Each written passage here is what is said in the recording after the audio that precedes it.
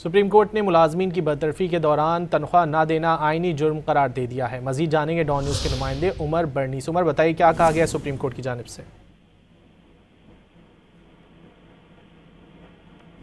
उमर बर्नी से रब्ता करने की कोशिश कर रहे हैं। सुप्रीम कोर्ट ने मुलाजमीन की बरतरफी के दौरान तनख्वाह ना देना आईनी जुर्म करार दे दिया है। सुप्रीम कोर्ट की जानिब से कहा गया है कि गलत बरतरफी का शिकार मुलाजिम पिछले तमाम वाजिबात पाने का कानूनी हकदार है। सुप्रीम कोर्ट ने खैबर पख्तूनख्वा के पुलिस एहलकारों को पिछले तमाम वाजिबात का हकदार करार दे दिया। मजीद जान लेते हैं उमर बर्नी से। उमर, बताइए।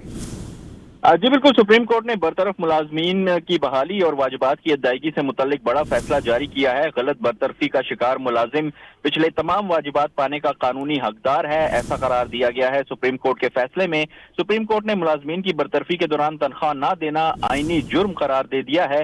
सुप्रीम कोर्ट ने खैबर पख्तूनख्वा के पुलिस एहलकारों को पिछले तमाम वाजिबात का हकदार करार दे दिया है।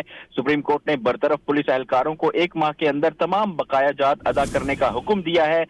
सुप्रीम कोर्ट ने पुलिस एहलकारों की अपील मंजूर करते हुए खैबर पख्तूनख्वा सर्विसेज ट्रिब्यूनल के फैसले कलअदम करार दे दिए हैं। सुप्रीम कोर्ट के फैसले में कहा गया है कि आइन का आर्टिकल 9 जिंदगी की जमानत देता है, जिसमें रोजगार का तहफ्फुज भी शामिल है। गलत बरतरफी का शिकार मुलाजिम मुकम्मल वाजिबात हासिल करने का हकदार है।